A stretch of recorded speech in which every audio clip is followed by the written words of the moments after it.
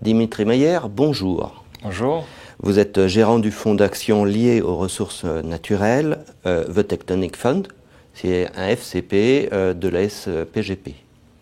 Alors, Dimitri Meyer, quelles sont les principales inflexions que vous avez apportées au fonds depuis que vous en avez repris la gestion l'année dernière?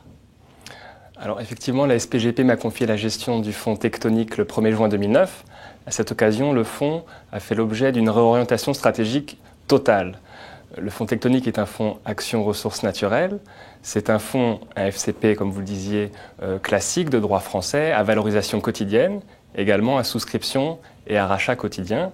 D'ailleurs, je tiens à préciser que pour faciliter les souscriptions sur l'année 2010, les frais d'entrée ont été supprimés pour toute l'année.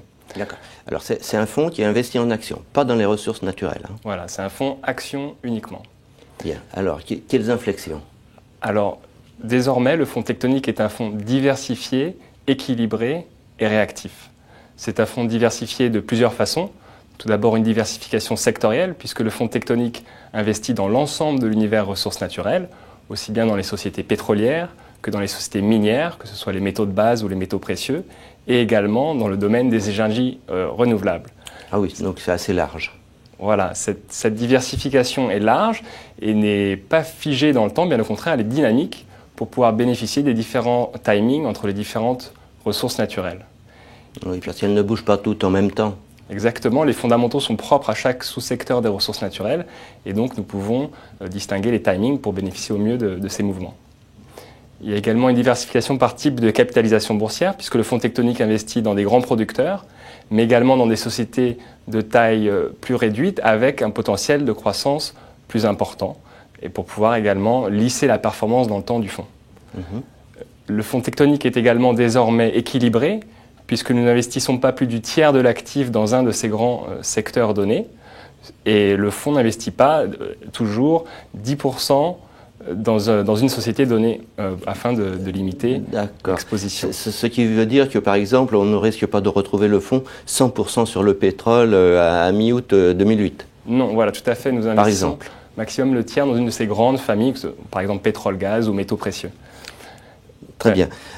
Alors maintenant, le thème des matières premières a-t-il encore un avenir devant lui? Parce que on voit les pays développés qui ont une activité qui se tasse, hein, c'est le moins que l'on puisse dire. On voit les pays émergents, au contraire, nouer des partenariats directs avec les producteurs. Alors oui, le thème des matières premières a toujours de l'avenir, puisque nous sommes dans un super cycle des matières premières. Effectivement, les pays développés connaissent un retour à la croissance prudent, mais la thématique des matières premières, ce qui tire la demande de matières premières, ce sont les pays émergents. À l'horizon 2030, les 7 premiers pays émergents dépasseront en termes de PIB le G7. À l'horizon 2020, la Chine deviendra la première puissance économique mondiale devant les États-Unis. Qui dit croissance économique, dit besoin de matières premières. Tous les 15 mois, la Chine construit la capacité électrique de l'Angleterre. Toutes les semaines, en Chine, s'ouvre une nouvelle centrale électrique au charbon. Et tous les 6 mois, la Chine construit l'équivalent du métro parisien. Et c'est donc la démographie exceptionnelle de ces pays, la Chine, l'Inde, le Brésil, c'est quasiment la moitié de la population mondiale qui connaît une croissance forte, et qui dit croissance économique, dit besoin de matières premières. Mais ce super cycle, il va durer combien de temps? Alors ce super cycle va durer probablement de très nombreuses années encore, avec bien sûr des timings, rien ne se fait en ligne droite, mais la demande de matières premières de ces pays émergents va durer pendant de nombreuses années. Oui, c'est-à-dire à peu près 10 ans, 12 ans, 15 ans? Oui, probablement une dizaine d'années, mais il faudra bien sûr faire attention au timing, puisqu'il peut y avoir des phases d'accélération et des phases de ralentissement au niveau du développement de ces pays. Tout à fait. Et forte croissance, gros besoin, alors que la Chine n'a pas beaucoup de matières premières. La Chine a des matières premières, mais on n'en a pas suffisamment. Oui, elle a beaucoup de charbon, premier producteur mondial. Au premier producteur mondial de charbon, mais la Chine est devenue importatrice nette de charbon, notamment de charbon thermique et de charbon métallurgique. Oui, donc ça n'empêche pas. Alors, dans le fond, que privilégiez-vous?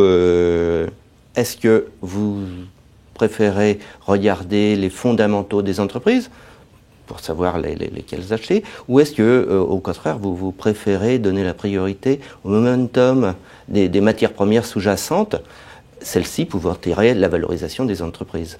Alors, par pragmatisme, nous cumulons les deux approches. Le fonds tectonique est un fonds action ressources naturelles qui travaille avec des spécialistes du domaine qui nous fournissent leurs expertises aussi bien au niveau des matières premières qu'au niveau des sociétés. Nous sommes très attentifs aux fondamentaux des matières premières, en termes d'équilibre ou de déséquilibre de l'offre et de la demande. Nous sommes attentifs éventuellement à des problèmes de production sur des actifs importants sur telle ou telle ressource naturelle. Également, s'il y a un tremblement de terre comme récemment au Chili, ça peut impacter la production, en l'occurrence de cuivre, puisque le Chili produit 30% du cuivre au niveau mondial. Et puis au niveau des sociétés, nous sommes très attentifs aux fondamentaux de ces sociétés, puisque nous regardons le cash flow, les revenus, le profil de croissance, la valorisation au niveau des réserves, au niveau des ressources, la qualité du management, son track record, c'est-à-dire sa capacité à avoir délivré de la performance pour les actionnaires.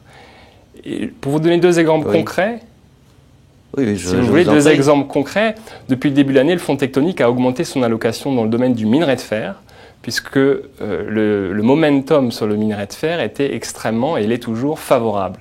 Et pour ce faire, nous avons augmenté l'allocation sur des sociétés établies dont les revenus vont pouvoir bénéficier immédiatement de l'augmentation du minerai de fer.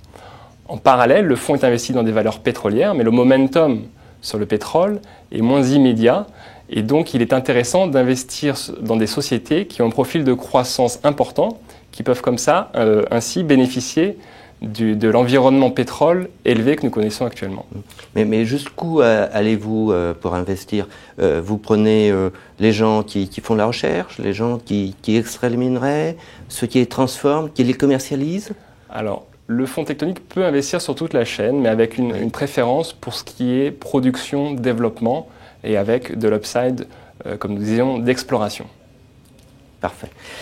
Dimitri Meyer, je vous remercie d'avoir répondu aux questions du Journal des Finances. Merci à vous.